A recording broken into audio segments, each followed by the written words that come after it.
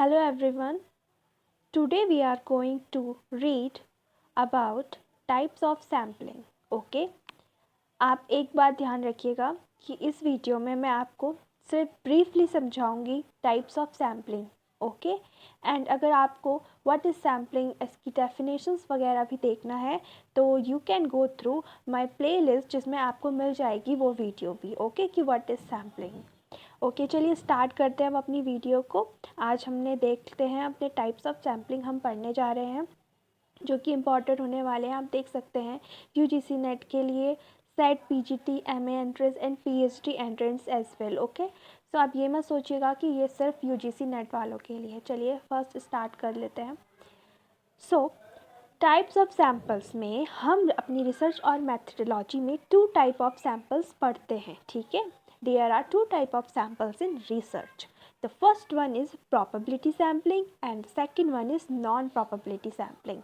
Okay, so probability को हम बोलते हैं हिंदी में संभावित निदर्शन एंड नॉन प्रोबेबिलिटी को बोलते हैं हम गैर संभावित निदर्शन. ओके, तो जो प्रोबेबिलिटी सैम्पलिंग है वो आखिर है क्या ये जान लेते हैं. आप सब जानते होंगे कि जो ये पर्टिकुलर वर्ड है ना प्रोबेबिलिटी, कि इसका मतलब क्या होता है. प्रोबेबिलिटी मतलब होता है किसी चीज़ की संभावना होना. जैसे कि एक सिक्का है होता है हमारे पास, मानिए ये 1 रुपये का सिक्का है. इसके यहाँ आगे इसका हेड होगा, पीछे टेल होगा, आप सब जानते हैं. तो इस सिक्के को जब हम उछालते हैं अपने हाथ से तो इसमें 2 प्रोबेबिलिटीज़ है कि या तो हेड आएगा या तो टेल आएगा. 2 है ना. तो इसी तरीके से जो प्रोबेबिलिटी सैम्पलिंग होती है उसमें हम लोग क्या करते हैं, जब सैंपल को कलेक्ट करते हैं तो हमारे पास कोई भी सैंपल आ सकता है. उसमें हम खुद से जाके कुछ सैंपल कलेक्ट नहीं करेंगे. माने इसका मतलब ये हुआ कि मान लो आपने अपनी एक पॉपुलेशन ले ली है. ठीक है, उस पॉपुलेशंस में आपको कुछ सैंपल्स चाहिए उस पॉपुलेशन से. ठीक है, मान लीजिए ये आपकी एक पॉपुलेशन है जिसमें 100 लोग हैं.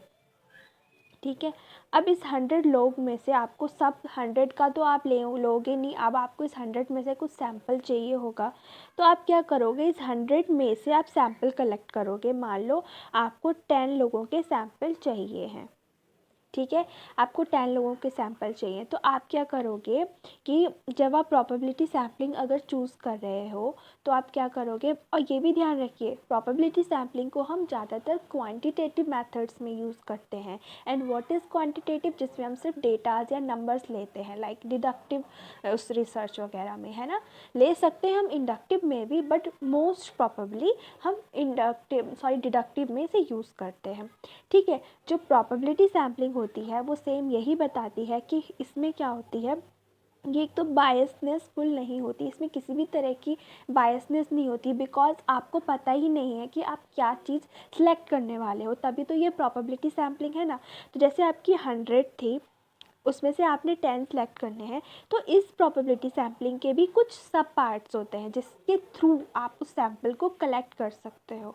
ठीक है, चलिए जल्दी से हम वो पढ़ लेते हैं कि वो उसके कौन कौन से टाइप्स हैं, उससे आपको ये इजीली समझ में आ जाएगा. चलिए, so there are 4 type of probability sampling. ठीक है, 4 टाइप की प्रोबेबिलिटी सैम्पलिंग होती है. फर्स्ट होती है simple random sampling, stratified sampling, cluster sampling and systematic sampling. सबसे पहले हम रैंडम सैम्पलिंग या सिंपल रैंडम सैम्पलिंग के बारे में पढ़ेंगे. ओके, तो सिंपल रैंडम सैम्पलिंग आखिर होती क्या है. इस सिंपल रैंडम सैम्पलिंग के अंदर भी कुछ सब पार्ट्स होते हैं. लाइक एक होता है हमारा लॉटरी टेक्निक, एक होती है हमारा ग्रिड सिस्टम, एक होती है हमारा टिपेट मेथड एंड और भी ऐसे कुछ मेथड्स होते हैं. इसमें क्या होता है कि हम रैंडमली चूज़ कर लेते हैं अपने पॉपुलेशन या अपने यूनिवर्स में से कुछ सैम्पल्स. लाइक इसको हम फिश बोल मेथड भी कहते हैं. मान लीजिए कि ये इसमें मैंने एक बोल लिया है, इसके अंदर मैंने बहुत सारे चिट्स डाल दिए हैं. ठीक है, अब इस चिट्स में से मुझको सिर्फ 5 चिट्स ही मैं कलेक्ट करूँगी. तो मैं क्या करूँगी, इसमें से एक एक करके 5 बार 5 चिट्स बाहर निकालूंगी और जो वो 5 चिट्स होंगे वही मेरे सैम्पल्स हो जाएंगे. उसमें से वो कोई भी हो सकता है. ठीक है, सेकंड देख लेते हैं हमारे जो स्ट्रेटिफाइड सैम्पलिंग है, इसका मतलब ही आप देख लीजिए सॉरी, जो हमारी स्ट्रेटिफाइड सैम्पलिंग में हम ये देख लेते हैं, लाइक हम इसमें स्ट्रेटास बना देते हैं। ओके, आप समझते हो ना स्ट्रेटास, लाइक इस तरीके से कुछ स्ट्रेटास हम ले लेते हैं। स्ट्रेटा मतलब होता है ग्रुप्स। स्ट्रेटास ले लिए मतलब हमने ले लिए, एक बॉयज़ हैं, इसमें गर्ल्स हैं, ठीक है, इसमें हमने कोई और किसी और लोगों का ले लिया, तो हमने कुछ स्ट्रेटास बना लिए। देन वी हैव टू, तब हम उसमें क्या करेंगे, जाके अपना सैम्पल कलेक्ट करेंगे। वहीं पे जो क्लस्टर सैम्पलिंग होती है, जैसे ही आपको नाम से पता चल रहा है कि ये सबसे पहले तो हम लार्ज पॉपुलेशन पे अप्लाई करते हैं, ठीक है। जो लार्ज अगर हमारी पॉपुलेशन है, लाइक हमको, हम मान लो आपको पूरे इंडिया का, ये इंडिया है ना, मान लीजिए आपको इंडिया का पूरा वो लेना है, सैम्पल कलेक्ट करने हैं इंडिया में से, तो भाई इतना बड़ा इंडिया है, तो आप क्या करेंगे, छोटे छोटे क्लस्टर्स बना देंगे। लाइक आप मान लीजिए कि आपने इसके स्टेट्स के क्या बना दिए, छोटे छोटे क्लस्टर बना दिए। देन आप क्या करेंगे, उस स्टेट में से जाके सैम्पल कलेक्ट करेंगे। क्लस्टर सैम्पल का एक सब पार्ट होता है जिसे हम मल्टी स्टेज सैम्पलिंग भी कहते हैं। मल्टी स्टेज हम तब करेंगे जब हमारी बहुत लार्ज पॉपुलेशन है, तो हमने क्या करना है, मतलब हमने स्टेट चुने थे, उसमें से हम कोई गांव, पर्टिकुलर गांव जाके चुन लेंगे, तो वो मल्टी स्टेज सैम्पलिंग हो जाएगी। चलिए आगे देखते हैं सिस्टमैटिक सैम्पलिंग। जैसे इसके नाम से ही पता चल रहा है कि इसमें हम एक सिस्टम को फॉलो करते हैं। लाइक हम अपनी, मान लीजिए हमारी क्लास में, हमें क्लास में से सैम्पल इकट्ठा करना है, तो हमारी क्लास में हम मान लेते हैं कि 20 बच्चे हैं, ठीक है। तो मैं क्या करूँगी, हम एक सिस्टम लेके चलेंगे। मैं बोलूँगी कि मैं हर 5th नंबर पे जो बच्चा आएगा ना, उसको मैं अपना सैम्पल बना लूँगी। तो हम बोलेंगे कि हर nth नंबर पे जो आया उसको मैंने अपना सैम्पल बना लिया, ठीक है। इसका एक फॉर्मूला होता है, जैसे कि हमारे जितने टोटल बच्चे हैं और जितना हमें पॉपुलेशन लेना है उसमें से हम उसे डिवाइड कर देंगे, तो वो एक सिस्टमैटिक सैम्पलिंग मिल जाती है हमको, ठीक है। मुझे लगता है आपको थोड़ा थोड़ा समझ आ रहा होगा ये क्या है। मैं बहुत ही ब्रीफली बता रही हूँ, आप इसे पढ़ेंगे तो आप बुक से भी पढ़ सकते हैं, पर उसमें यह है कि हमें समझ नहीं आएगा, इसलिए मैंने आपको इसका जो बहुत ही मेन एकदम एक्सट्रैक्ट निकाल के बता दिया है कि अगर आप वही पढ़ लेंगे तो आपको समझ आ जाएगा। चलिए अब हम बात करते हैं अपने second type, that is non probability sampling की। ध्यान रखिएगा, इसका नाम नॉन प्रोबेबिलिटी इसीलिए है बिकॉज इसमें किसी भी तरह का प्रोबेबिलिटी नहीं होता। सबसे पहले तो ये फुल बायस होता है, मतलब हम खुद से कर रहे हैं, हम अपनी सुविधा के अकॉर्डिंग कर लेंगे या फिर जो हमें चाहिए हम वही सैंपल ले लेंगे, है ना। ज़्यादातर ये क्वालिटेटिव मेथड में यूज़ होता है या फिर इंडक्टिव रिसर्च में इसे हम यूज़ करते हैं नॉन प्रोबेबिलिटी सैम्पलिंग को। लाइक हमारा जो सब्जेक्ट है सोशियोलॉजी, उसमें हम इस सैम्पलिंग को ज़्यादा यूज़ करते हैं। चलिए इसके टाइप देख लेते हैं हम। Non probabilities has 5 types. First होगा पर्पसिव सैम्पलिंग।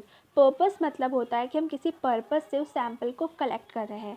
हमें पता है कि हमारा जो पॉपुलेशन है वो हम क्यों उस पॉपुलेशन में से वो पर्टिकुलर सैम्पल कलेक्ट कर रहे हैं, तो अकॉर्डिंग टू आवर पर्पस हम उसको कलेक्ट कर लेंगे जाके। सेकंड होता है कोटा सैम्पलिंग। लाइक हमने प्रोबेबिलिटी में स्ट्रेटा पढ़ा था ना, उसी तरीके से नॉन प्रोबेबिलिटी हम कुछ कोटास बना लेते हैं छोटे छोटे, ठीक है। लेकिन आप ये ध्यान रखिएगा, जो ये कोटास होते हैं इसमें हम क्या करते हैं, अपनी कन्वीनियंस से जाके सैम्पल कलेक्ट करते हैं। वेयर एज जो हमारी प्रोबेबिलिटी सैम्पलिंग थी उसमें हमारी किसी भी तरह की कन्वीनियंस नहीं रहती, बिकॉज वो प्रोबेबिलिटी है ना, उसमें किसी भी तरह के हम बायस नहीं लगा सकते। बट कोटा में हम खुद से हम सोच समझ कर चूज़ करते हैं, ठीक है। आगे बढ़ते हैं। Convenience sampling. कन्वीनियंस मतलब होता है कि हम अपनी सुविधा से जाके सैम्पल कलेक्ट कर लें। लाइक हम मान लीजिए कि मुझको ना ऐसी वुमेन पे वर्क करना था, रिसर्च करनी थी जो कि वर्किंग वुमेन है एंड उनको अपने घर की भी क्या करने हैं, अपने घर का काम भी देखना होता है। तो मैं क्या करूँगी कि मुझे ना ऐसे लोग कहाँ से मिलेंगे, तो मैं गई एंड मेरे जो नेबर्स हैं या फिर जो मेरे रिलेटिव्स हैं उनसे ही जाके मैंने क्या कर लिया, उन्हीं का सैम्पल कलेक्ट कर दिया। देन हम इसे बोलेंगे कि ये कन्वीनियंट सैम्पल हो गया। Okay, next is here snowball sampling. जैसे कि आपको नाम से स्नोबॉल सैम्पलिंग क्या होगी, तो सबसे पहले आपको इसे समझना भी ज़रूरी है। मान लीजिए कि ये एक माउंटेन है, ठीक है, इसके ऊपर बर्फ़ पड़ी हुई है, तो एक छोटा सा एक बर्फ़ का गोला जब नीचे की तरफ आता है इस तरीके से, तो पहले वो छोटा था, जब वो नीचे ढढ़कता हुआ आया थोड़ा बड़ा हुआ, फिर वो थोड़ा और बड़ा हुआ, फिर नीचे जाके वो आप देख सकते हैं खूब इतना बड़ा सा हो जाता है।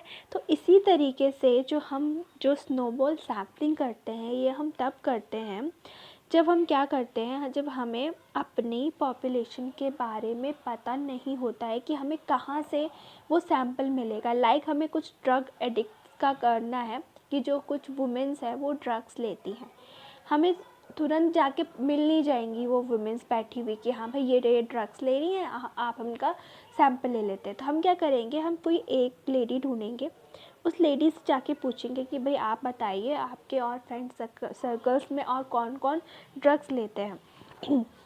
तो क्या होगा, वो लेडी क्या करेगी, वो लेडी अपने थ्रू दूसरे लोगों से हमें मिलवाएगी, है ना।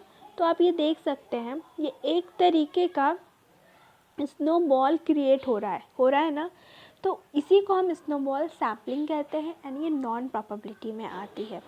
आगे देख लेते हैं एक्सीडेंटल सैम्पलिंग। ये भी कुछ हद तक इसीलिए एक्सीडेंटल इसे हमें बोलते हैं कि हमने सोचा भाई कि हमें आज अपने को सैंपल कलेक्ट करने हैं एंड हमें पता नहीं है कि हमें कहाँ से करना है। तो हम मान लीजिए एक जगह चले गए, वहाँ पे हमें जो पहला व्यक्ति मिला हमने उससे अपना डेटा कलेक्ट कर लिया, तो वो हो गया एक्सीडेंटल सैम्पलिंग।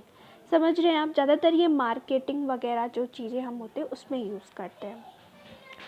तो मुझे लगता है कि मेरी ये वीडियो आपकी काफ़ी हेल्प करने वाली है, ठीक है। अगर आपको समझ आ रहा है देन डू लाइक, और एक दो बार देखिए इस वीडियो को, पक्का आपको समझ आ जाएगा। अगर आपको इसकी थ्योरी भी चाहिए तो then do comment in the comment box and thanks for watching this video.